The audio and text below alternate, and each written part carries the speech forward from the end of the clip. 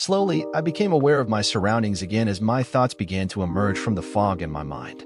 The ominous semi-darkness of my basement workshop, lit only by the light from the partially open door, reflected my mood. One of my rackets that I had been working on earlier was still locked into a vise on the workbench. I could hear the sounds of our two youngest on the other side of the partition wall playing in the rec room and the Disney movie they were watching on the VCR. As I sat there in my old beat-up recliner, I glanced up at the clock on the wall.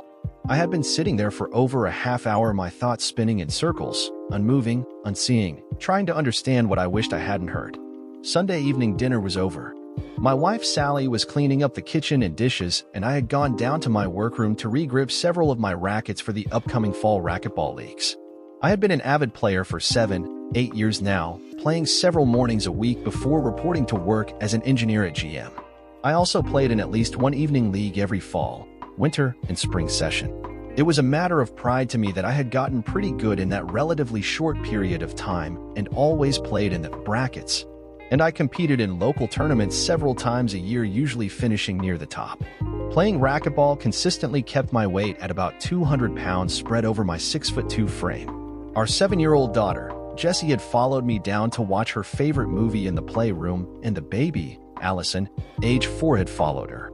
Allie was at the age where Jessie couldn't go anywhere without Allie wanting to go too. Lucky for us, Jessie didn't seem to mind yet. I was dreading the day when she got older and that would change.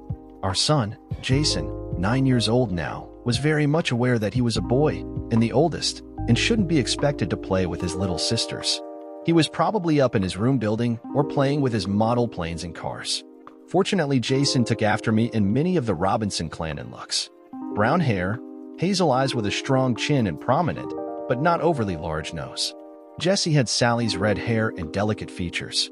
Allie had blonde hair, and while early yet, she appeared to have a blend of both of our features. I finally finished the grips on the 3 rackets that I kept in my gym bag and was feeling the string tension, thinking that a couple of them could stand to be rest-strung. It was Murphy's Law that you could always count on a string breaking at least once a week in the middle of a league match. I looked in on the girls, and they were right in the middle of Lady and the Tramp, so I decided to wander back upstairs. As I climbed the stairs in my stocking feet and got close to the partially open basement door, I could hear the soft murmur of Sally talking on the telephone. The thought occurred to me that maybe I could sneak up on her and get a little grab bump. I had thoughts of being able to set the mood for something later on, even though we had already gotten our usual weekend mattress time the morning before. As I approached the door, I peeked through the opening to see where she was. Perfect. I grinned in glee. Sally was leaning on her elbows on the kitchen counter with her, but clad in tight jeans, pointing right at me and holding the phone up to her ear. Her blouse was untucked and hanging loose, and I could see her bare midriff and just a hint of her bra. Her red hair was in a ponytail that bobbed up and down as she talked. Even after 3 kids and 10 years of marriage, Sally was still hot. She stood about 5 feet 6 inches and kept her weight under 130 through regular exercise and eating right. Age and maturity had softened her curves somewhat, but she was sexier now than when we married. She was 23 then, and I was only a year older. The kids may have slowed down our sex lives over the years, but we usually managed to eke out some time for ourselves a couple times a week. Now the view of that wonderful pear-shaped bum and long tapered legs was starting to give me definite stiffening in my groin. As I slowly eased the door open wider, I could hear some of the conversation that was taking place on the phone. On the schedule for Tuesday and Thursday from 9 until 3. I heard her say. There was a pause as she listened to what the other person was saying. Yeah, I can talk. Phil's down in the basement with the girls. Why? Yep, I think so too, Debbie. I've been thinking about that a lot lately. This coming weekend? I don't think we have anything on the calendar. I could probably do it. Ah, now I know. She was talking to her friend and boss, Debbie Bradshaw. It sounded like they were setting up another one of their regular weekend shopping trips that happened 3-4 times a year. I slowly pushed the door open further and started to step out to make a quick lunge for the prize beckoning me when suddenly I stopped, puzzled by a strange sound. Sally giggled. What the hell? Then she giggled again as she listened to something Debbie was saying. What surprised the hell out of me was that I couldn't remember Sally ever giggling like that since our honeymoon. Then she lowered her voice, and I could just make out, sure like to try that thing again before the work comes off. Suddenly, that comment brought to mind a conversation I was party to in a bar a couple of months before. I started to feel dizzy and lightheaded. I eased back onto the basement step and slowly pulled the door almost shut behind me. As I did so, Sally continued to laugh and practically whisper into the phone. I could only make a word here and there. Last time really had me going. I know. Yeah, both of them? Tell them we'll see. Can't wait. I stood there in the darkness of the stairwell as she started to wrap up the conversation. Suddenly, I didn't want her to know that I was there, so I turned and quietly made my way back down the stairs and staggered into my workshop. I collapsed into my chair as I thought about that conversation that I had been reminded of. It had occurred last spring after one of the last matches in our Wednesday night racquetball league. Several of us went to a bar afterwards for a couple of beers, which we did about once a month. After an hour or so, there was only myself, John Harrison, and Craig Davis left. John and Craig were best friends and had joined the Oak Park Y only a couple of years before. John was quite a beer drinker, but Craig was strictly a soft drink guy. Eventually, I found out he was an alcoholic and had quit drinking some years ago. From what I heard, the only part of his alcoholism that was a problem was he couldn't get it up after a couple of beers, which apparently annoyed his wife plenty.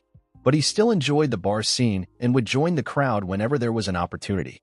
Both were married. John had 2 kids and Craig had 1. As usual, after discussing the matches for a while, the jokes and talk would turn to sex and women.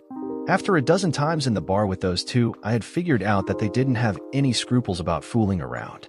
And a couple of times they seemed to take an unusual interest in my marriage and my sex life to the point that it made me uncomfortable.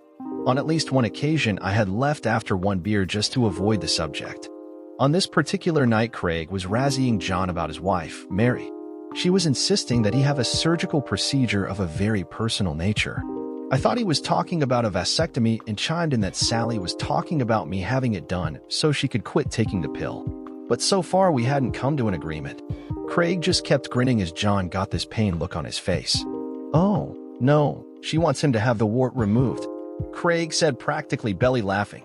Looking puzzled, I said, I guess I'm lost. What are you talking about? John got a little red in the face, but explained that ever since puberty he had had an everyday, garden variety wart on the top of his meat about halfway down or about 4 inches back from the tip. This time I laughed. I had seen him in the shower, not close enough to notice a wart. He admitted that over the last couple of years that the wart had grown some, and it was starting to freak his wife out. John was insistent that the wart served a valuable purpose. When having sex in the missionary position and with the right angle, his wart was perfectly positioned to stimulate the right places. He referred to it somewhat crudely as his pleaser. His wife, Mary, was insisting that he had to have it taken off. Even if it meant it, she lost something in the transaction. It seemed to me John didn't as much object to his wife missing out as he objected to losing an advantage he had when going after other women. Apparently, his wart often became a topic of discussion and invited a certain amount of curiosity when trying to talk women other than his wife into bed. About that time, I decided the crap was getting too deep for me and decided to hit the road. Now I sat in the dark thinking about that conversation. I just couldn't believe Sally could be involved in anything that her phone call was suggesting. Sally knew John and Craig were someone I played racquetball with. I had talked about them several times before, and their names were usually on the match schedules I kept with her calendar. But as far as I knew, they had never met. But the dots kept trying to connect themselves no matter how much I tried to deny it. I had this sinking feeling in my gut that I was in the dark here and felt myself breaking into a sweat. I just couldn't believe that Sally would do such a thing and was desperately hoping there was some plausible explanation. And whatever was going on, Debbie apparently was involved too.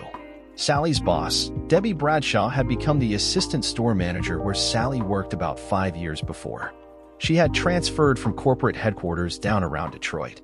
She had previously worked in this same store just after college before rotating to the big city in order to get management training. Debbie was married to Josh, a CPA she met while working in Detroit. Sally had mentioned to me that Josh was her second husband. Sally and Debbie were around the same age and had gotten friendly when Sally was pregnant for Allie. Debbie was pregnant at the same time for their daughter Shannon, their first and so far only child. Both kids were born within a month of each other, which brought Debbie and Sally even closer together. We had socialized with Debbie and Josh a few times over the years, usually at some work-related event of Debbie's and Sally's. We didn't inhabit the same social circles and were probably a step down financially from the level they were at. Debbie was a smart, beautiful, green-eyed blonde. But it always seemed to me she had to be the center of attention. Josh seemed to be a nice enough guy, but I always thought his primary focus was on his work. John and Craig had both joined the Y Racquetball League about 2 years before. John owned a construction business and Craig was the managing partner of a residential building company. The senior partner was his father-in-law. We were all about the same age, married and having families, so we had a lot in common. But strangely enough, the only time we socialized was during racquetball or the occasions when we stopped for a couple of beers afterwards. Our families had never met. As often happens when you start hanging around with new people, you start discovering you have friends and acquaintances in common. One time when I mentioned the store Sally worked for, John said he knew someone who worked there too. Turned out it was Debbie Bradshaw. Debbie had graduated from the same high school as John and Craig, but a year behind them. He talked like they ran into each other a couple of times a year. The shopping trips originated about 2 years ago when our youngest, Allie, was going through the terrible twos. For a couple of months, Sally was having a particular bad time with Allie.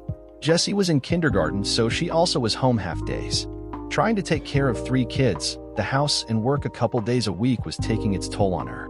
I wasn't much help at the time as I was working overtime every week on a project I was assigned to. It got so bad that one night after everyone had gone to bed, she collapsed on the couch and just started sobbing out of frustration and exhaustion. I gathered her up in my arms and just held her until she finally settled down. After talking about the situation, she complained that if she could just get a break from it once in a while, she might feel some relief. I felt so bad about not being able to be there as much as I should be that I offered to be solely responsible for the kids on my next weekend off if she wanted to get some away time. She tearfully thanked me and said she would think about it. A couple of weeks later, Sally said she had been talking to Debbie about needing to get away from the kids. Debbie suggested they do a shopping trip together and hit some high-end malls down around the suburbs of Detroit. Debbie was sure her husband wouldn't mind. Despite my misgivings about letting her loose in some expensive mall with a credit card, I agreed. So on my next free weekend, Sally and Debbie took off on Saturday morning for Detroit. They stopped for breakfast on the way down, then hit one of the malls. In the afternoon, they checked into a motel, went to dinner, then a movie. Before she had left, I insisted that she call me right after checking in and gave me the phone and room number where she was staying, which she did. The next day, they checked out, had brunch, and went to another mall before finally getting home around 5 in the afternoon.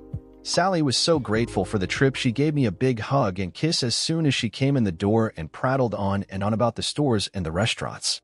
That night, the sex was energetic and wonderful. She hadn't gone hog wild shopping, but did buy a couple of nice things for herself and the kids. I was pleased for her, plus the kids had been pretty good for me, so I really had no complaints. That had been over 2 years ago now. Somehow after that weekend, the shopping excursions became a regular event. Every 3 or 4 months, the two of them would take off on Saturday morning and return late Sunday afternoon. I didn't really mind it. I enjoyed my time with the kids alone, and it seemed to make Sally happy. I tried to recall if anything seemed different or had changed since the trip started. I did remember the second time she went, she came back in a totally different frame of mind than what she had after the first trip. For some reason, she seemed moody, sad, and maybe a little on edge. I mentioned it to her that Sunday night and asked what was wrong. She said nothing was wrong, but that she had started her period, and I knew she sometimes got the blues with it. Needless to say, there wasn't any sex that night. The more I thought about it, I realized that after that first time, we never made love the night she returned, or for several days afterwards for that matter. But we always had sex several days before she left.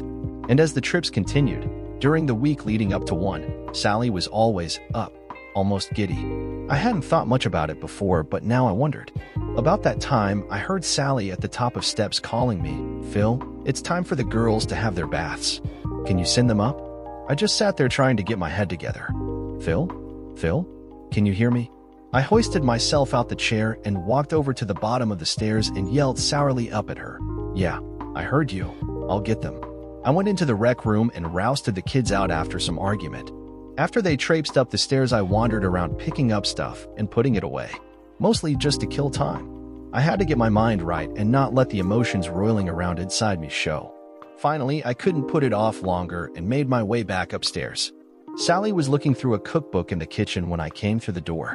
She turned to me and threw her arms around my neck and gave me a wet, sloppy kiss before I could react.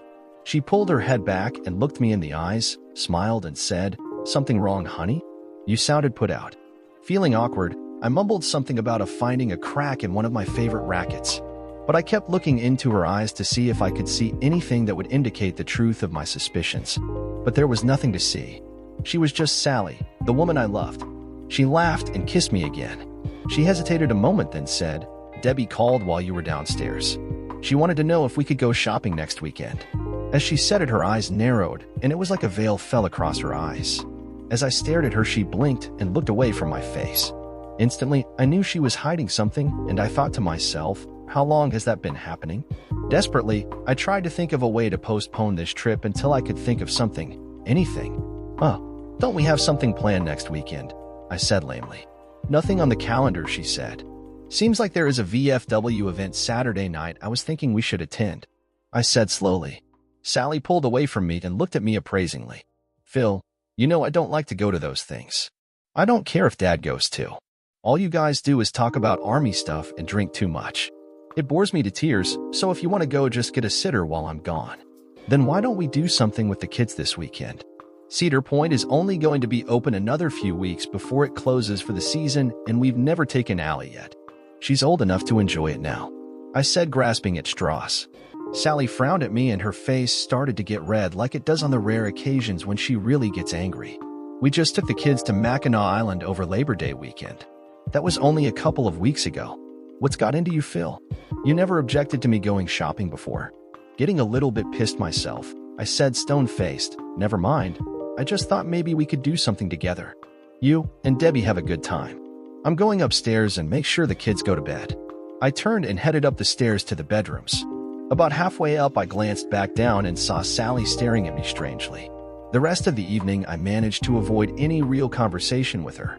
Like most work nights, I went to bed before Sally and laid there trying to sleep. Sometime later, I heard her come in and go into our bathroom to change into her pajamas. She slid into bed and cuddled up against my back. She wrapped her arm around me and whispered, "Phil, Phil." I kept my breathing shallow and regular and pretended to be asleep. Eventually, she gave up and rolled away from me. I could tell from her breathing when she finally fell asleep. I rolled over onto my back and stared at the ceiling, trying to sort through my thoughts. My mind drifted back, thinking about my life and how I had gotten to this point. I had grown up less than 20 miles from where we were living now. Just your usual middle-class family, Mom, Dad, me, and my older sister. The most interesting thing about growing up was my best friend, Jason, or Jace, as everyone usually called him. His family lived at one end of the block and we lived at the other. We met about 4th grade and had been inseparable ever since. If he wasn't at our house, I was at his. Not a week went by that one of us didn't spend at least one night at the other's house. He was Mr. Personality, always joking, laughing, rarely taking anything seriously, and always making friends wherever he went. I was more the quiet, thoughtful type. We complemented each other. As we grew up, we played sports together, began to notice girls together, and in fact often double-dated. While neither of us got very serious about any one girl, we both managed to lose our virginity in the last few months leading up to our senior prom. As students, neither of us was outstanding, but I usually got better grades than Jace. I did discover one thing about high school that I loved, and that was drafting. By the time I was a senior, I had taken every drafting class available and was having serious thoughts about being some kind of engineer.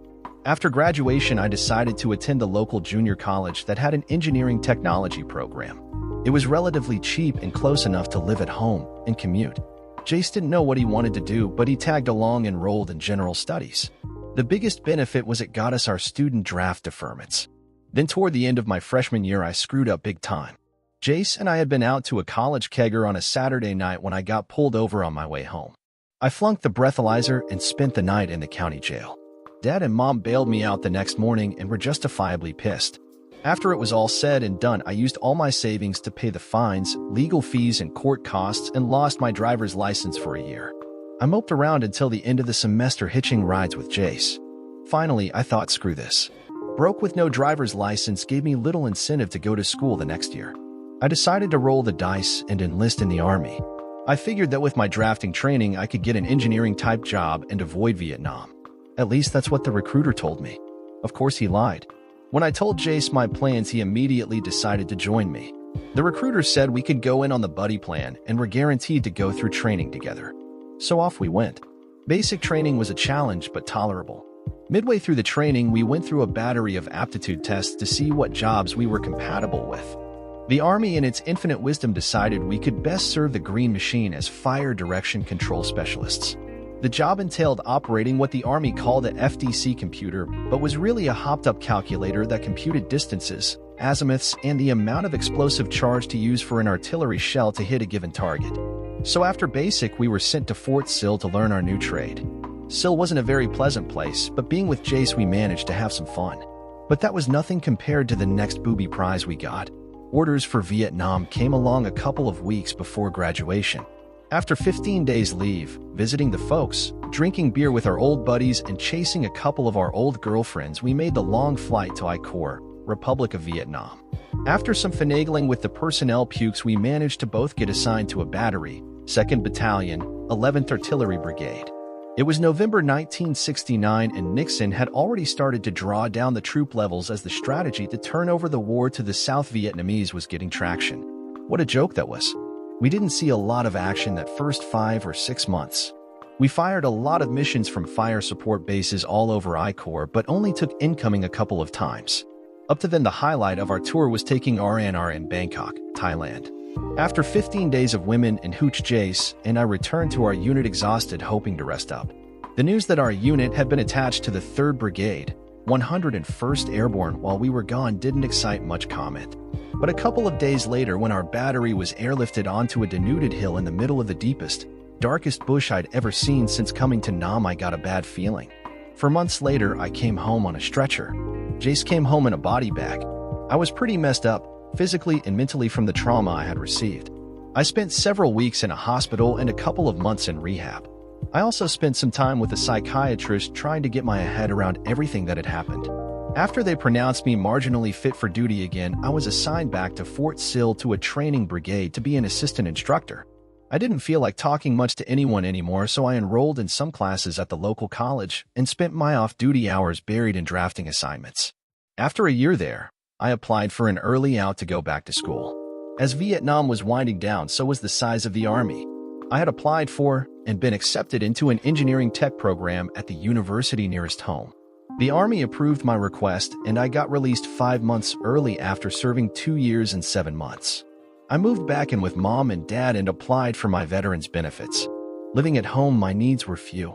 I had saved most of my money from Nam, and the education benefits and the income from a part-time job met all my expenses. Looking back, I was a typical, or maybe a stereotypical shell-shocked, messed-up Vietnam vet. The public response to the war and those of us who fought it, combined with my injuries and the things I had seen and done, turned me into a bitter, introverted recluse. I let my hair go and grew a beard. I schlepped around in hooded sweatshirts or my old beat-up Army field jacket most of the time. Ratty jeans and worn sneakers completed my ensemble. I went to school, to work, and to home. I know Mom, Dad, and my sister, Terry, worried about me, but I just didn't feel socially engaged anymore. I still saw a VA therapist about once a month, but it wasn't doing much for me. About once a week, I would visit Jace's parents, and we would talk about him and the good times we had together. They seemed to enjoy it, and it was the least I could do for them. One afternoon, I was sitting in the study hall of the International Center on campus. Several days a week, I had a couple of hours between classes, and I usually spent the time studying or reading. As I tried to ignore the noise of the crowd around me, a voice broke my concentration. "Mind if I sit here?" I glanced up at the person standing on the other side of the table and did a double take. Long red hair with the perfect pale complexion only a true redhead could achieve. Inquisitive brown eyes looked into mine, waiting patiently for a response. I nervously licked my lips as I looked at her perfectly shaped red ones and wondered what they would feel like on mine.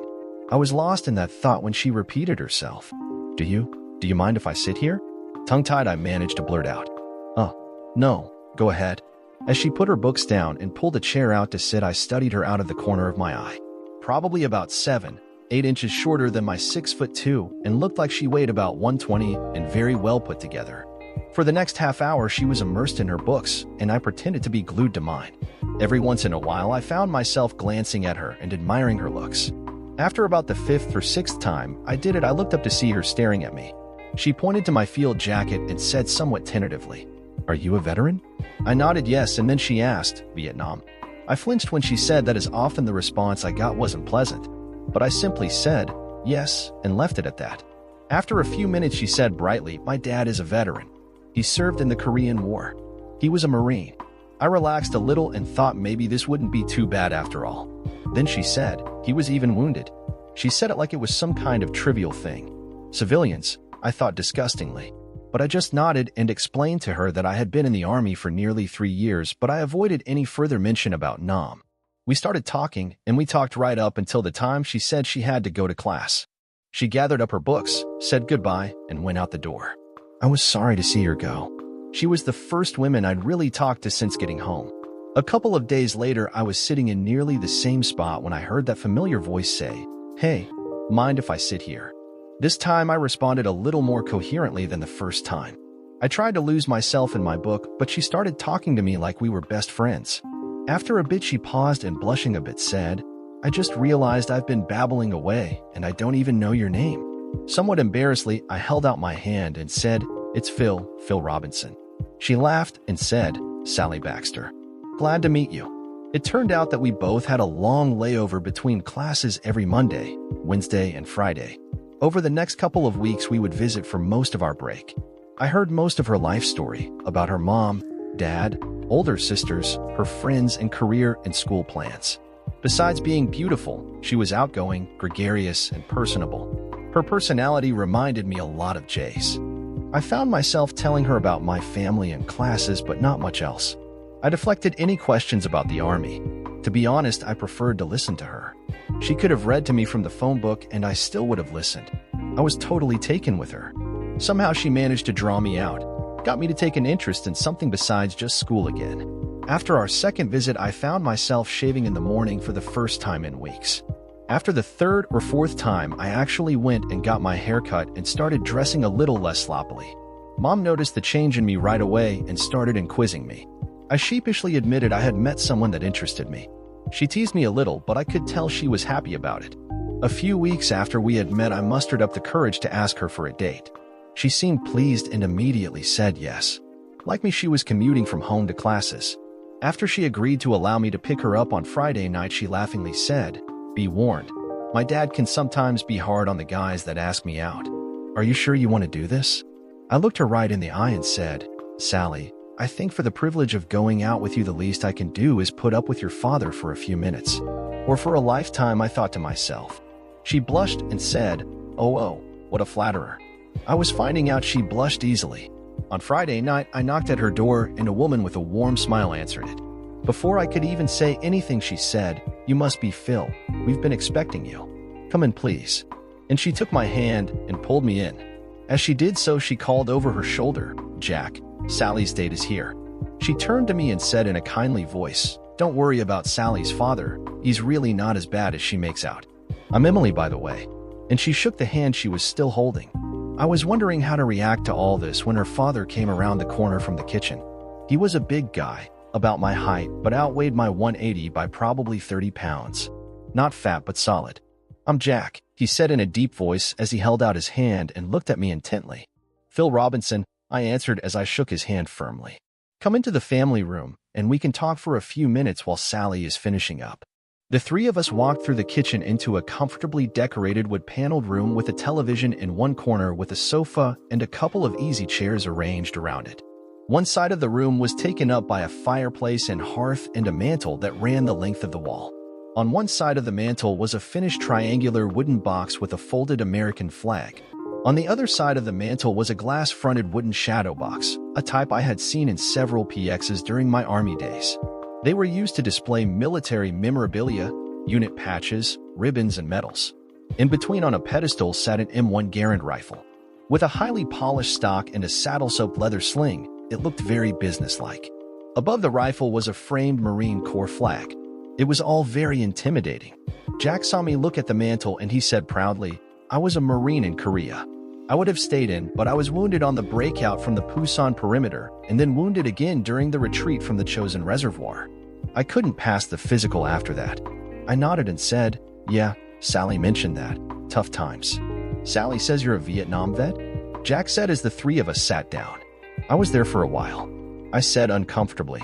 "What did you do over there?" "I was a fire direction control specialist in an artillery battery, 155s. I said. He nodded in agreement. 155s are the workhorses of the artillery. "What part of Vietnam were you stationed in?" Emily chimed in. "You have to forgive Jack. He is kind of a military history buff. He follows everything on the war." "Sure, I understand. Our battery was all over I Corps. Jack kind of looked at me like he couldn't make up his mind if I had been a real soldier like him or some kind of rear echelon a-hole. But then the Marines never thought much of soldiers. Huh? That was Marine country. Well, the Marines had mostly been pulled out by the time I got there. Jack snorted. Yeah, Vietnamization. Nice term meaning take this country. It's yours. Now, Jack, it's not over yet, said Emily. It's all over but the shouting. Just you wait and see. He insisted, looking at her. I gave a sigh of relief as about that time Sally walked in. It was obvious this conversation could go on forever, and the last thing I ever wanted to talk about was Vietnam. We talked for a few minutes about school and what we were going to do that evening, and then we said our goodbyes and left. That night we went to dinner and a movie. I can't say I remember much about it as I was totally absorbed with our conversation. We held hands in the theater and sat close with our heads almost touching. After the movie, neither of us wanted to end our evening yet, so we stopped at a bar for a drink. I ended up walking her up to her door just minutes before she had told her parents she would be home. As I stood there awkwardly, wanting badly to touch her, to kiss her, but also afraid of blowing the evening when she took the matter out of my hands. She reached up and wrapped both her arms around my neck, and with her nose almost touching mine looked me in the eyes and whispered, "Thank you, Phil, for the wonderful evening." Time froze as I gazed into her deep brown eyes. I swear I could see all the way into her soul. Everything that she was and everything she would ever be was totally open to me. I knew at the moment I was in love with her. I put my hands around her waist and gently kissed her. From that day forward, at least a couple of times a week we would embrace like that, with her arms around my neck, my arms holding her tight, looking into each other's eyes, hiding nothing. Reluctantly, she pulled away from me and went into the house. The very next day I called her, and we talked on the phone for an hour. We made another date for the middle of the week, and just like that we were exclusive. A few weeks later, when I told her I had rented a motel room for the next Saturday night, she blushed like she often did, but then just smiled and nodded. The evening was everything I could ever have asked for. Neither one of us was virgins, but neither of us was very experienced either. There were a few awkward moments when she saw the scars Vietnam had left on me, but I assured her that the doctors had put everything back together and I felt fine. As we lay together after that first time, my body still inside hers, her body still shuddering from the passion, I could feel the wetness of her tears from her face pressed tightly between my neck and my shoulder. Quietly I said into her ear, "Sally, I love you. I know maybe you don't want to hear that yet, but I can't help it." Sally pulled her face back and looked down at me. I could see the tears glistening in her eyes and her lips curled in a smile. "I love you too, Phil. I never knew it could be like this. I want to lie like this forever." I laughed in relief and kissed the tip of her nose. "I don't know about that, but I do know I want to do this again and again and again." This time she laughed and then groaned as still hard. I flexed myself in her. "God, Phil, anything you want, anything." For the first time since losing Jace, I felt at peace with the world. That life was going to work out. That there was a future for me with someone I loved and who loved me in return. By the time we left the motel exhausted in the wee hours of the morning, we knew we wanted to be together for the rest of our lives. We talked about everything that night. Sex, marriage, kids, where we wanted to live, what we wanted to do with our lives. While Sally was a year younger than me, she was a year ahead of me in school. She was graduating at the end of this spring, and I would graduate a year later. We decided Sally would go to work after her graduation, and we would wait and get married right after I graduated. In the meantime, I would get an apartment so we could be together until then. A week later, I took Sally home to meet my folks. My dad, Dave, was a toolmaker at GM. My mom, Donna, was a part-time teacher's aide and has been ever since my sister and I had gotten into high school. Sally and my folks instantly fell in love with each other. Mom said later that they not only loved Sally for herself, but also for the way she had brought me out of my shell. And I had changed. I was happy. I couldn't stop smiling most of the time. I was so bad the next time I saw my therapist, he kicked me out of his office and told me not to come back. Sally's dad and I continued to have a wary relationship. I'm sure he was concerned about the man who had swept his youngest daughter off her feet. And the fact that we were intimate didn't help. The look on his face when we started talking about moving in together before marriage was scary. That all changed a couple of months later after Jack and Emily had invited us over for dinner one night. Jack and I wandered into the den afterwards while Sally and her mother stayed in the kitchen putting food away and talking. After a few minutes of small talk about the usual topics, Jack hesitated for a moment then said, "Sally tells me you have some significant scars from Vietnam." She was asking me what could have caused them. I looked away, feeling embarrassed for some reason. Yeah, well, it's not something I like to talk about, especially to her. Jack smiled and said, I know what you mean. Civilians don't usually understand. After a moment, he said, Phil, you gave me the impression when we met you that you didn't see much action over there? Reluctantly, I said, I didn't really. Until the last firebase I was on. After a moment of silence, he said, Which firebase was that? Again, I hesitated. Ripcord. Jack's eyes widened suddenly. Ripcord? You were on Ripcord? I nodded. Summer of 70? He asked with some intensity. Again, I nodded. I was somewhat surprised that he had even heard of Ripcord. The Army had done its best to minimize any news of the battle due to the high number of casualties we had incurred. It wasn't hard to do since President Nixon's Cambodian excursion was occurring at the same time. At that moment, Sally and her mom came back into the den, and we started talking about school and Sally's upcoming graduation. Jack and I never spoke about it again, but from that moment on, Jack treated me like the son he never had. After the things started happening pretty fast, Sally graduated with honors. She got a well-paying job as an assistant buyer for a retail chain store not far away. She spent as much time with me as she could in my apartment, but her mom and dad put their foot down about her moving in with me full-time. I graduated on time and had a job lined up with General Motors as a draftsman before I even had my diploma. We got married 2 months later. With both of us working, we were able to afford a small Cape Cod on a big enough lot to add on to the house if it became necessary. Within a year, our son, Jason, was born. Named after my best friend, he was a wonder. 2 years later, we had Jesse. At that point, we thought we were through. But after some waffling, we had Allison 3 years after Jesse. It was special having a son, but it was the girls who had me wrapped around their little fingers. Sally had cut back to part-time and transferred to retail when Jason was born. She wanted to stay employed at least part-time between kids and eventually return to full-time work when all the kids were in school. Right now, she fluctuated between 12 and 20 hours a week. It worked out since she qualified for a big employee discount and keeping the kids in clothes was expensive. My job had steadily evolved since I had started. Early on, I had gotten involved in translating part designs into programs for creating numerical control tapes for automated manufacturing.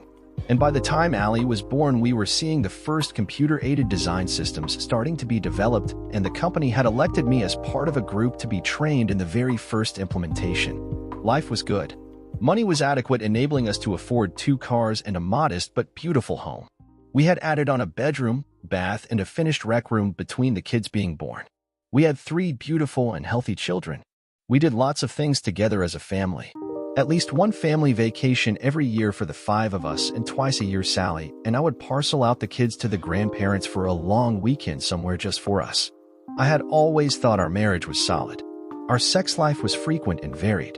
Sally was always a willing and enthusiastic partner, and both of us were comfortable about initiating sex, and we weren't shy about professing our love to each other. We cuddled, held hands, and touched each other frequently. I would look at her and then at other guys' wives and would think how lucky I was, and I often told her so. I always thought we were still just as much in love and as hot for each other now as we were 10 years ago. Now I wasn't so sure. I could feel my life turning to shit. Sleep eluded me most of the night, and I probably only got a couple of hours. I skipped going to the Y the next morning and staggered into the office and closed my door and stared at the wall. I knew I had to come up with a plan, a course of action. Somehow I needed to find out what was happening.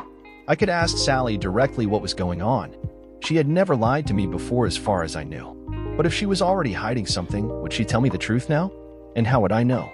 I knew what I had overheard. I knew what I had seen in her eyes. I started doodling on a pad and made some notes on where to go from here. Some steps to take to find out what was happening. But when it came to coming up with what I would do if it turned out to be the worst-case scenario, I was lost. I loved Sally. I loved my kids. The thought of being without them scared the hell out of me. But even scarier was the thought that maybe Sally didn't really love me. For the next few days, I was like a zombie at work and at home. I couldn't think about anything else.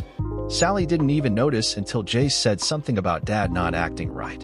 I just passed it off as a work project being on my mind. On Tuesday, I got back to my routine, and I went to play racquetball before work like I usually did. John was there, and of course Craig. The thought occurred to me that I had never seen John without Craig or vice versa. I knew that if John was involved in something, Craig would be too. When I walked into the locker room, they were down at the end of one aisle changing and talking quietly to one another. When they glanced up and saw me, John laughed and Craig started smirking like he was the only one in on a joke. I now realized that his smirk was a common expression on his face. I stiffened and started to get angry. For the first time, I started thinking about the two of them as my adversaries. John was about an inch taller and maybe 10 pounds heavier than me, Craig a little shorter and stockier. I usually beat them at racquetball mostly because I had been at it longer and I was in a little better condition. I controlled myself and about 6 of us played some pickup matches. John and Craig were cordial and we exchanged some small talk before we all cleaned up and went to work for the day. On Wednesday, I decided to try to verify John and Craig's whereabouts on Saturday. I called John's house from work and spoke to his wife. I told her I was one of the guys from his racquetball league and was calling to see if John was available to play on Saturday. She said that as far as she knew, he was going to a business conference in Detroit in the afternoon, returning Sunday. My heart sunk when I heard that. On a hunch, I called Craig's house and got the same answer from his wife. Slowly, I hung up the phone and sat and stared out the window. It was true. It had to be true. The 4 of them were hooking up down there. But the question remained, how far had it gone? Regardless, it was too far. I was angry. I started hearing a little voice in my head saying, do something. Friday night after work, I stopped at Mom and Dad's. Dad had retired this past year, and they were planning on spending the winter in Florida. But in the meantime, they spent a lot of time fixing up the house, getting it ready to sell in case they found something down there they liked. And they also loved taking their grandkids whenever they got a chance. I told them I needed to talk to them, and we sat at the kitchen table with some iced tea as I tried to think of a way to break it to them. Finally, I sighed and said, I don't know how to say this, so I will just come out with it. I think Sally is cheating on me. As I said it, the tears started running down my face, and I practically sobbed. It was the first time I had articulated the unthinkable out loud. Mom and Dad recoiled in shock. No, it can't be. Not Sally. Sally wouldn't do that to you. She couldn't do that to you. Mom whispered, Son, why do you think that? Dad said quietly. I went over the things I had overheard and the things I had found out. Mom sat there quietly crying and shaking her head. Dad reached out and drew her to him and held her tight. What do you need from us, Phil? Dad asked. I have to know for sure. I have to be where they are tomorrow night. I know it's a lot to ask, but can you take the kids for me tomorrow and keep them until Sunday? I pleaded. Dad nodded. Of course we will, Phil. But I pray to God it's all a misunderstanding. I nodded. Yeah, me too. But it's hard to see how it could be. Shaking my head, I got up and left. When I got home, Sally was bouncing around, finishing up dinner. She turned around as I walked into the kitchen and threw her arms around my neck and kissed me. The kids are in the rec room and dinner will be ready in about 20 minutes. She said happily. I could tell her mind was already on her weekend. She was practically flying. It was like she was on speed or something. As I thought about that, it also occurred to me we hadn't had sex since the previous Saturday. We had missed our usually midweek romp, probably because I had been in a piss-poor frame of mind all week and I had actually taken sleeping pills a couple of times to help me get through the nights. But Sally had never brought it up either. I wondered what she would say to the idea. Hesitantly, I said, Honey, I just realized we haven't made love since last weekend. And you are going to be gone this weekend. How about we get the kids to bed early and make some time for ourselves tonight? Sally pulled her arms back from around my neck and stepped back a bit. Once again, I could see that veil fall across her eyes and her smile became forced. Gee, Phil, I'd love to. But I started my period today a little early. She said hesitantly. Expressionlessly, I said, Oh? Sure, I understand. She reached up and stroked my cheek and said seriously, As soon as my period is over, I'll make it up to you. I swear. Okay. It was all I could do not to jerk away from her hand. Yeah, it's a date then. I mumbled. She hugged me and happily went back to fixing dinner. I turned and walked slowly up the stairs to change. Sally's periods were regular as clockwork as long as she was on the pill. It was clear to me now. She was saving herself for her date tomorrow. If I hadn't known where I stood before, I knew now. The anger got stronger and that voice saying do something was a little louder. Getting through dinner without showing all the emotions I was feeling was difficult. The kids chattered away like they usually did and Sally was oblivious. Could this be the last time we would all sit down to dinner as a family? I turned my head away as the tears welled up in my eyes at that thought. The next day, we followed our usual Saturday routine. The older kids cleaned their rooms after breakfast. Allie would pretend to help. When they finished, they could watch cartoons.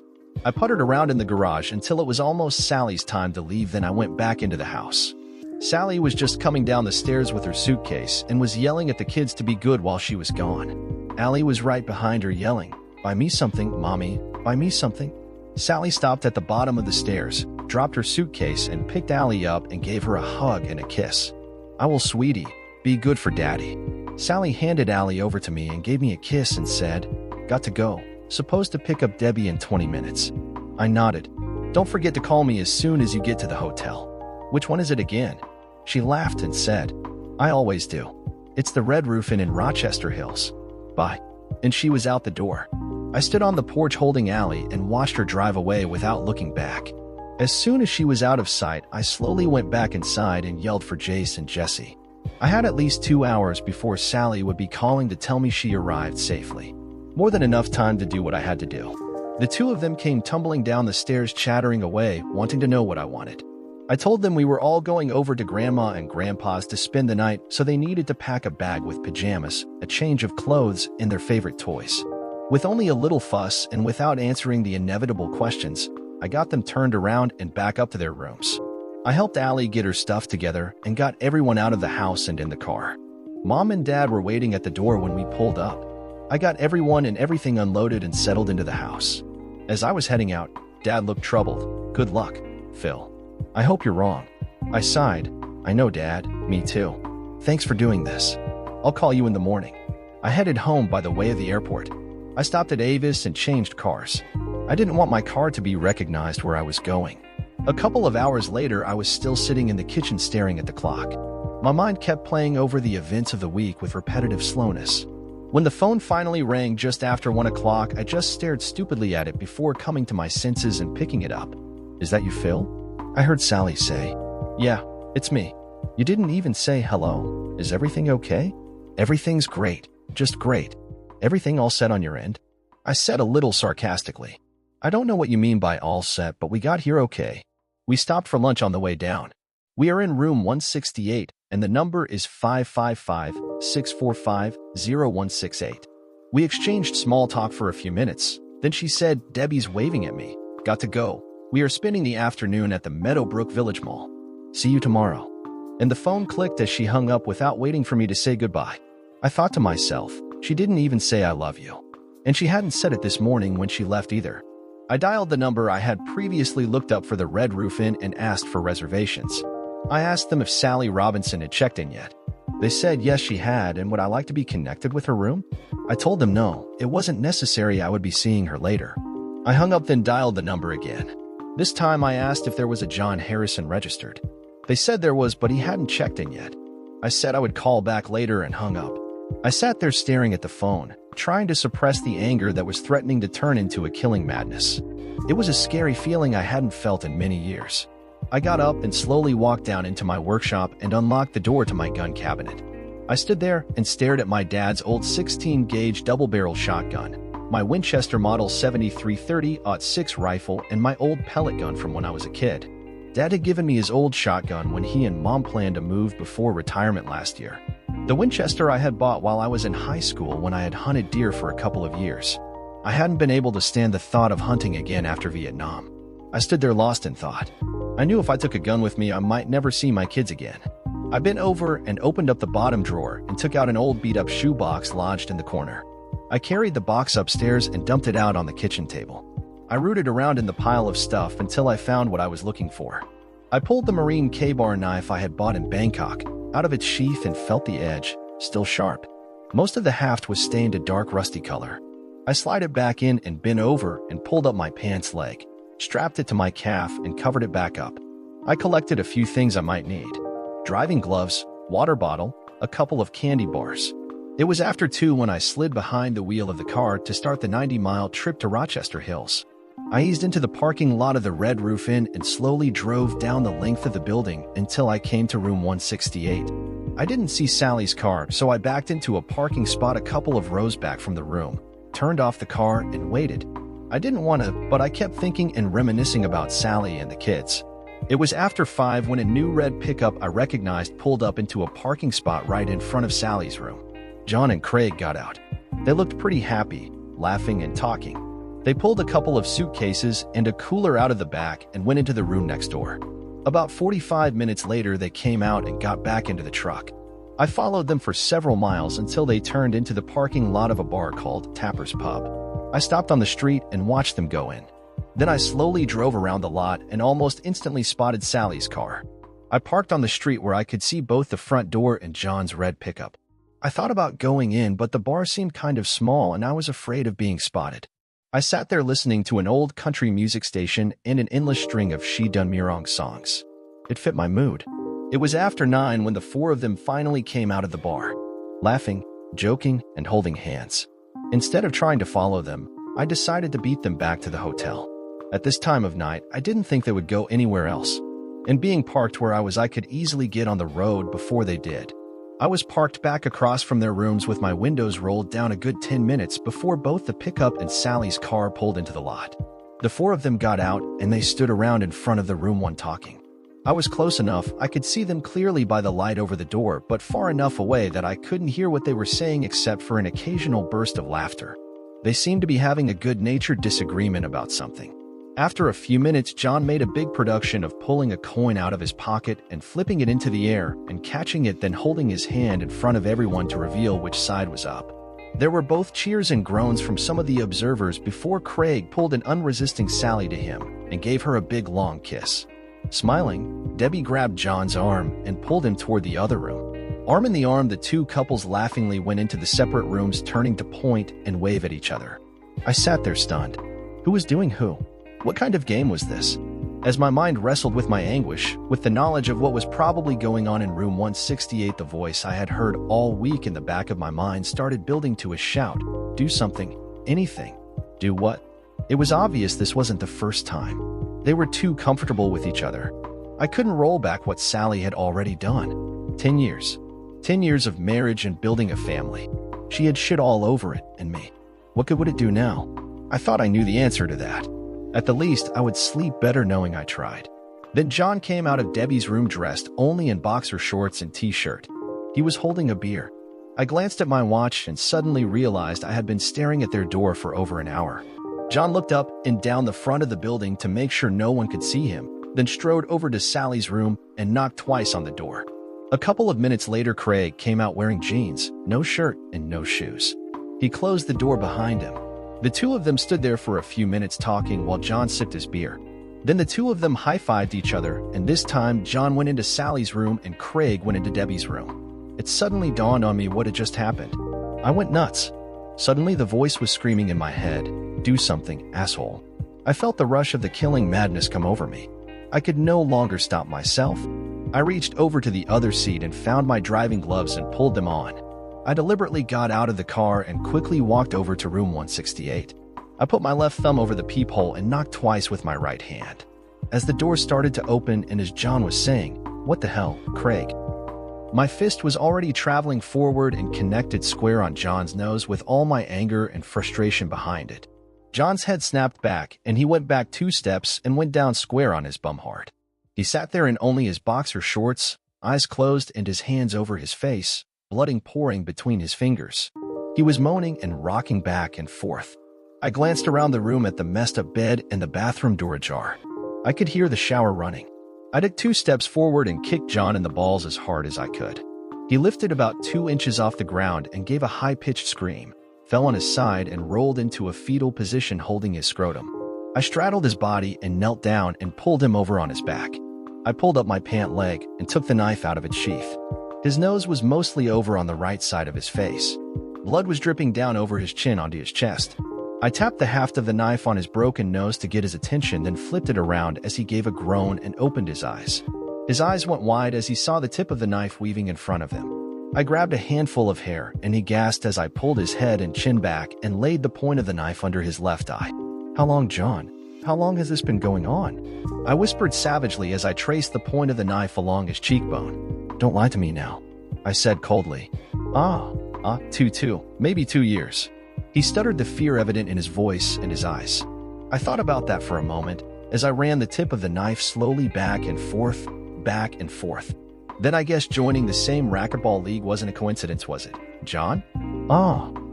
No, he said hoarsely as he closed his eyes in pain again. I contemplated that fact for a moment. He wanted to be close to the man whose wife he was screwing. "You are one sick piece of shit, John." I roughly shook his head by his hair to get him to open his eyes again. "Look at me, John. If I ever hear of you coming near Sally, or any other married woman for that matter, I will find you and cut that wart off your worthless dick all the way down to the root. Do you understand me? Do you?" I repeated as he hesitated. "Yes." He finally croaked out. "In fact, you would be better off if you went away, far, far away," I said as I traced the knife point down along the side of his face to his neck and carotid artery. The knife left a thin red line. It was tempting, so tempting. John's eyes bulged in terror as he realized how close to death he was. Suddenly, the stench of shit hit my nostrils as I realized his bowels had let go. At that moment, the sound of the shower stopped, and I heard the shower curtain get pulled back. Sally's voice floated through the door. "Hey, John boy. I thought you were going to get into the shower with me? What's up with that?" And she giggled. I looked up just as the bathroom door opened and Sally stepped into the doorway. She was holding a towel and drying her hair when suddenly she saw me. Her eyes flew open wide and she gasped, her face paled to a pasty white. The towel fell to the floor as her mouth fell open as she tried to say something, total shock evident in every muscle. I picked up John's head about by the hair about 2 inches and slammed it back down on the floor and stood up in one fluid motion. He groaned and rolled back over into his previous fetal position. "John boy seems indisposed." I growled at her. Still holding the knife in my hand, I faced my wife in all her glory, wet and naked. The thing I noticed enraged me further, the bright splotches of whisker burn around her breasts and inner thighs, given to her by another, and the prominent hickey slightly above her left breast. From past experience, I knew that with her complexion those marks would last for days. That explained why she couldn't let me see her naked for several days after returning from her trips. I glared at her and took a step toward the bathroom. Her face took on a look of panic as she took a step backward and reached out with both hands and slammed the door shut. I heard it click as she locked it. I turned and strode over to the nightstand next to the bed. I picked up the telephone and with one swipe of the knife cut the cord and then slipped the knife back into the sheath. I turned around and headed for the front door.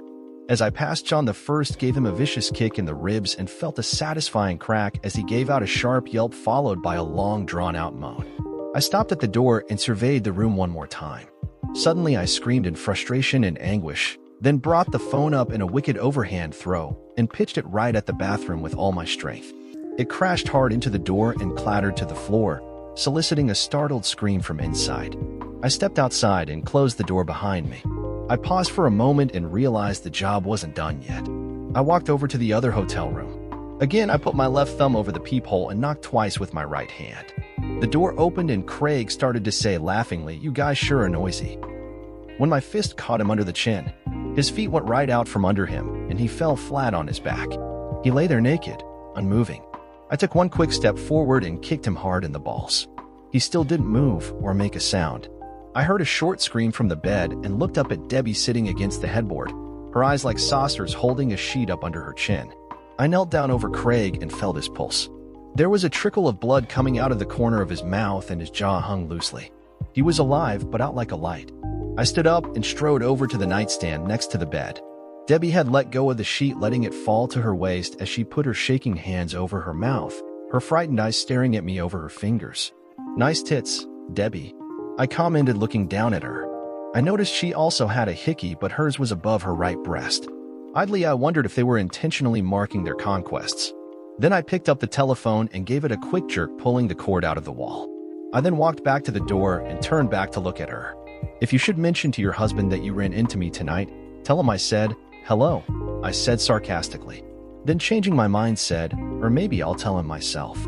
I tossed the telephone into the corner of the room, then stepped out, closing the door behind me. I stood outside looking at the night sky and deeply breathing the cool air. I could feel the tension slipping away, replaced by a calming exhaustion. The do-something voice was gone. It was done, and I knew what else I had to do. The only thing I could do. Purposefully, I headed toward my car to get started on the rest of my life. "Yes," I said into the phone somewhat abruptly. I was annoyed at the interruption, even though I had been expecting it all morning. I had been deep in thought about Jason, Jesse, and Allie. They were now the most important part of my life, and figuring out how to shield them from the consequences of what had happened was now my biggest priority. "Phil, this is Jack." "Yes, Jack?" I responded without enthusiasm. "What's going on there?" Sally was here at the house when her mom and I got home from church. She is crying her eyes out and says she is afraid to go home," Jack said forcefully, nearly shouting. I looked at my watch. It was almost 1 o'clock, nearly 14 hours after I had left Rochester Hills. "I don't know what I could have done to make her feel that way," I said deadpan. "She says you got violent with a couple of friends of Debbie's the two of them ran into last night. Hurt them bad. Hurt them. They're lucky I didn't kill them," I said sarcastically. "Phil, what the hell? That doesn't sound like you." I thought for a minute about how to respond to that statement. Finally, I just asked a question of my own. "Did Sally tell you where this altercation occurred?" "She said it was outside a restaurant down near Rochester Hills. So she was trying to spin this. Well, her family, her story. Sally is your daughter, so I guess it must be the truth," I said slowly.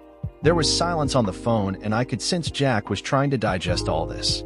"Phil, I'm going to bring Sally home. I want to know what's going on. We need to talk."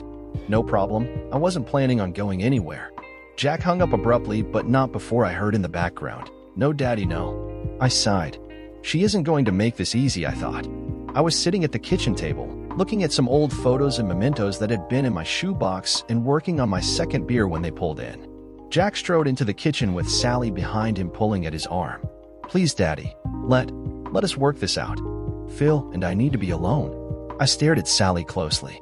She was without makeup, hair undone, and eyes red and swollen. She was trembling like she had a severe case of nerves. She refused to return my look as she held onto her dad's arm and tried to steer him back toward the door. But Jack refused to be steered. Jack planted himself in front of the kitchen table and stared at me. Silently, he looked at me and the K-bar knife sitting on the table next to my beer. Finally, he said, "Okay, Phil, what's going on?" I looked at Sally and said mockingly, "Yeah, Sally. Tell your dad what's going on." She turned to me and said fiercely, "Shut up, Phil. You and I can straighten this all out," her voice commanded, but her eyes were pleading with me. Pissed off that she thought this could all be fixed if only we could be alone, or that she thought she could manipulate me, I decided to be as honest as she was being deceitful. And it was she that brought her parents into this. I looked Jack dead in the eyes. It turns out Sally and her boss Debbie had a couple of playmates they liked to get together with when they were out of town. I found out and objected. Rather forcefully, I have to admit.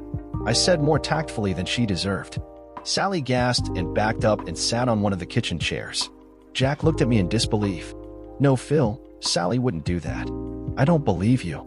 I thought about that for a minute, then I turned back to Sally and said, "Take off your clothes, Sally." What? She said, confused. "You heard me. What's the matter? Your dad has seen you without clothes before. It won't shock him." Sally just stared at me in disbelief and didn't budge. Jack just shook his head like he couldn't believe what he was hearing. I shrugged and said, "Okay, Sally. How about this? Take off your blouse, just the blouse, nothing else." Again, Sally didn't move but got this terrified look on her face. Jack started to get angry with me and said, "That's enough, Phil. Now you are being cruel and disrespectful." I looked from Sally to Jack and back to Sally again. I felt the anger overcoming my feelings of pain and sadness. "Cruel and disrespectful, you say?" "Not even close, Jack. I will tell you what's cruel and disrespectful. If Sally would take her clothes off, you would see what I saw last night in her hotel room. Whisker burns around her breasts and inner thighs, and a hickey above her right breast, put there by another man," I stated in a voice devoid of emotion. Jack quickly swiveled around to look at Sally. From the frightened look on Sally's face, it was obvious I was telling the truth. Suddenly, Jack slumped in his chair like his spine could no longer support him. Jack's expression crumpled, and he put his face into his hands and whispered, "Oh God, this will kill your mother." Sally turned pale and her eyes started to tear up. "Please, Daddy, don't tell Mom. We can work this out, Phil, can't we? Please, Phil, please," she begged.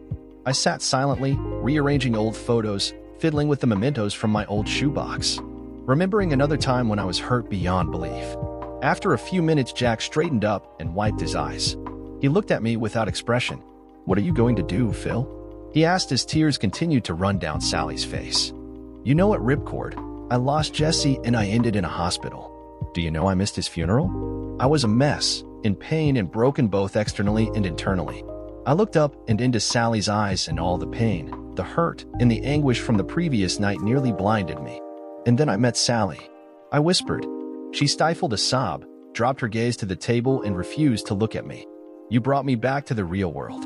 You were happy and totally interested in everyone and the world around you. And you were beautiful, inside and out. Everything I felt I wasn't. And you made me want to know you. You made me want to really live again and gave me a vision of what my life could be like. And I fell in love with you. You saved me. And you gave me 3 wonderful kids.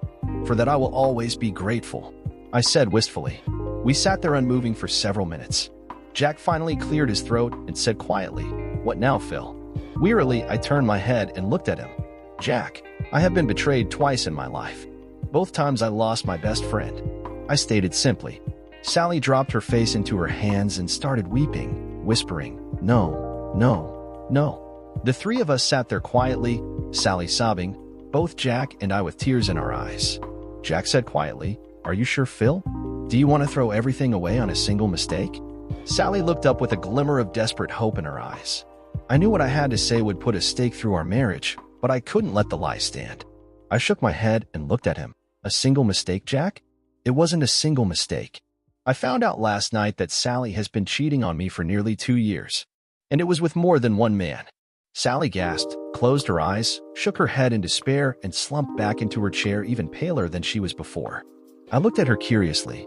"John didn't tell you, Sally, that he confessed to everything?" I turned to Jack. "Does that answer your question?" I said. Jack slowly stood up and looked at Sally sadly. "You are my daughter, and I have to love you. But I have lost all respect for you. Your behavior is—" Jack stopped at a loss for words and just shook his head.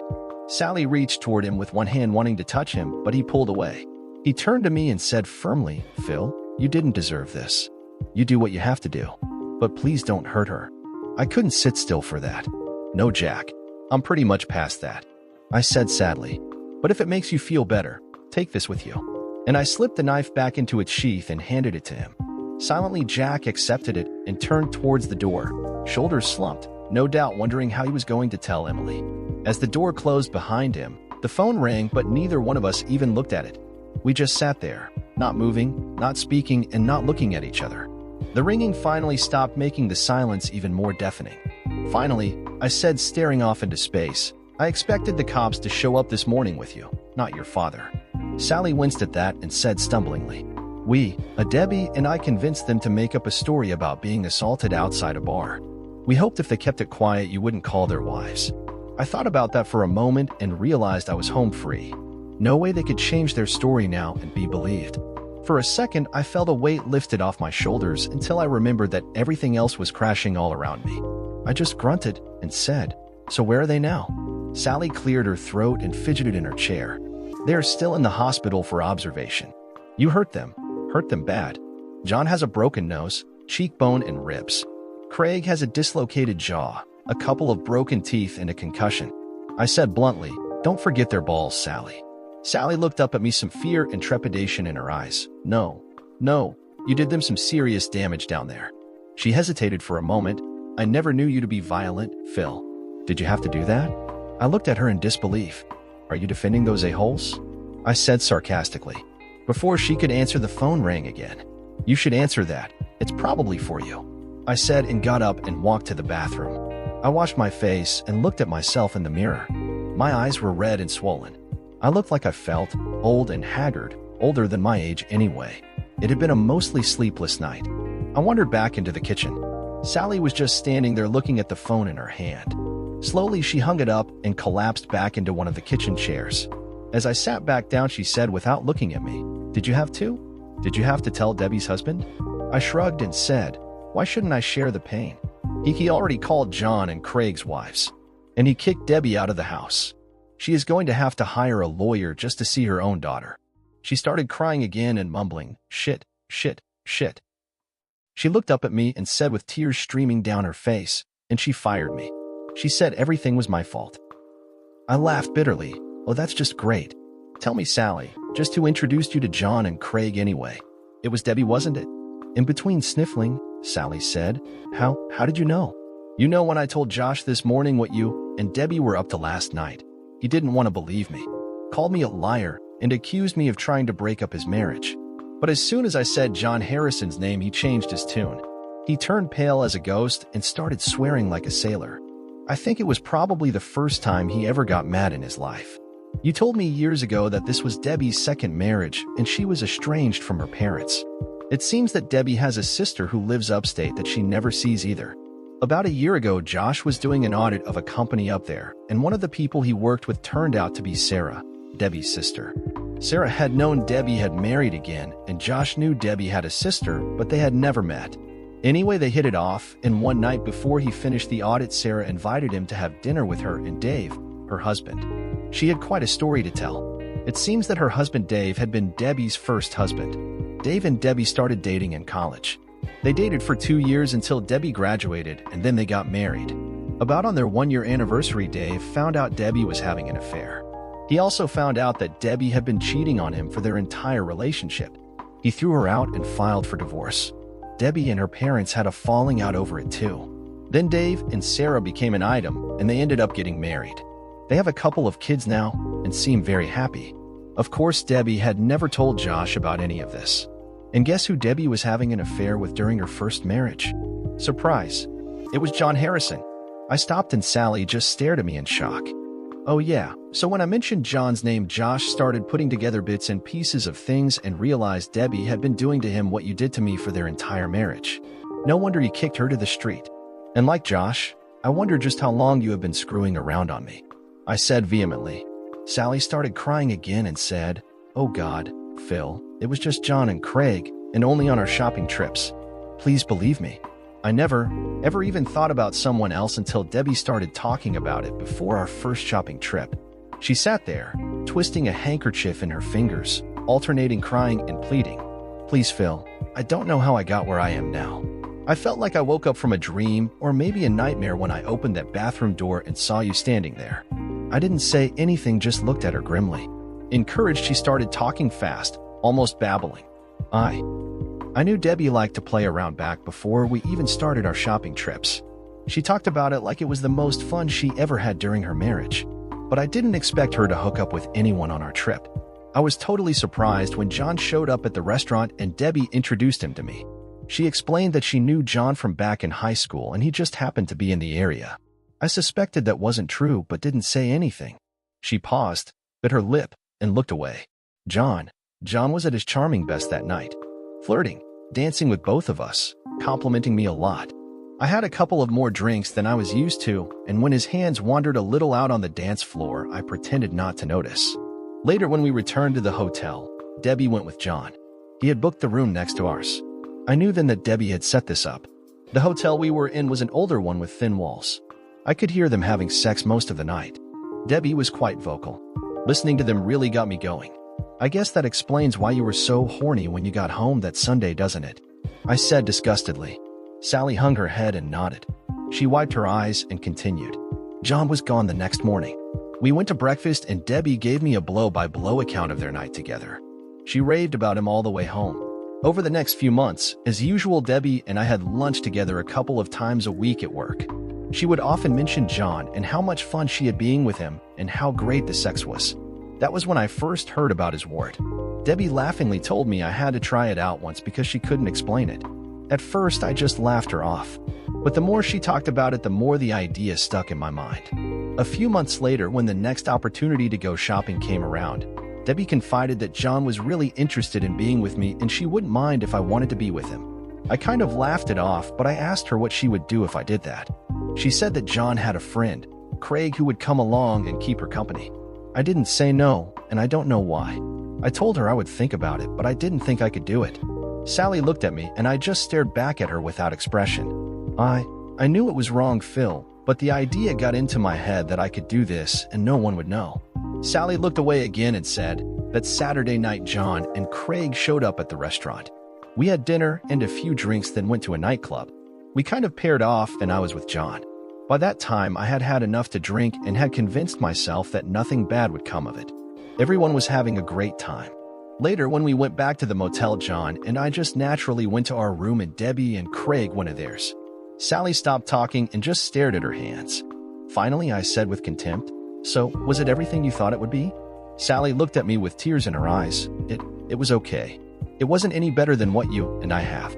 What made it so hot was that it was so wrong, and it was with someone new, and I could pretend to be someone else. What you were saying, it was better than okay. He got you off so much you forgot about your husband waiting at home. Your husband who was taking care of your kids out of love for you, so you could have that time alone. I said bitterly. Sally choked back a sob and looked away again. Yes, she whispered. And how do you explain Craig, wife of mine? I said sarcastically. Without looking at me, she said, after a couple of trips sleeping with John, Debbie joked she was starting to miss him. I didn't think too much about it, but the next trip when we paired off, I ended up dancing most of the night with Craig. Later at the motel, Craig came to my room and he and I spent the night together. It didn't seem like a big deal. Then, a couple of trips later, John and Craig switched in the middle of the night. I didn't realize it at first until late at night I woke up and realized the man making love to me wasn't the man who I started with. Sally looked at me with sadness. It seemed like I was two different people living in two different worlds. I love our life together, you, me, and the kids. But I was hooked on those weekends away. I thought I could have both and you would never find out. How stupid could I be? Damn stupid, I think. I said in agreement. Then after you saw me in the motel, I looked at myself in the mirror and I realized what I had become. She whispered almost to herself. I stood up and looked down at her. Interesting story, Sally. Too bad it doesn't have a happy ending. Or maybe it does for you. I'm going after the kids. Tonight after Allie goes to sleep and I will sit down with Jason and Jesse and tell them their parents are going to live apart. I think Allie is too young to understand yet. We won't tell them the real reason why, and I will do everything in my power to minimize the trauma to them. I will sleep on the couch in the basement until I can make other arrangements.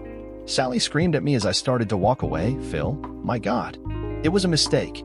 I love you. Don't do this, please. I turned and said, and why shouldn't I? Sally, weeping uncontrollably, said, it was only 3 nights a year. I never saw John and Craig or anyone outside of those weekends. Please, Phil, I'm begging you, can't you forgive me and let me make it right? Forgive you, Sally? Forgive you for 3 or 4 nights a year becoming a 304 for other men. For giving away what I cherished most in the world, yourself. Forgive you for destroying my trust in you. Forgive you for destroying my belief that you and I belong to each other and no one else. I said with sadness. And how would you make it right? Can you go back in time and start over? This time, can you not screw John and not screw Craig? Because that is what it would take to make it right. I said tiredly. I stood there silently, looking around the kitchen, family photos on the wall, the kids' pictures and papers stuck on the refrigerator, Allie's booster seat in the corner, all the things that made this house a home. I shook my head trying to clear it. I spent most of last night awake asking myself how I would feel about you in 6 months, in a year, or in 5 years. I'm sure someday I will be able to forgive you. What I can't do is ever forget. Not in a year, nor 5 years, or even 10. Every time I see you, I will think of last night. Every time I hear your voice, I will think of last night, and every time I hear your name mentioned, I will remember last night. I said with a catch in my voice. With tears in my eyes, I said, that, Sally, is what I can't live with. I stood there not moving, thinking sadly about the future, barely aware of Sally, rocking back and forth in her chair, alternately sobbing and crying. No, please God, no. After a few minutes, I said softly, can you answer me one question, Sally? She looked up at me with empty eyes, like a condemned prisoner who knew there would be no commutation. You lost the man who loved you most in the world. You lost the respect of your parents, the respect of my parents, and the respect of your husband. You lost your job. And someday you will have to explain to our children why you broke up our family. Was it worth it? After a minute of silence broken only by Sally's muted sobs, I turned and slowly walked out the door. Dear listeners, please share your thoughts in the comments section below and don't forget to like, share, and subscribe.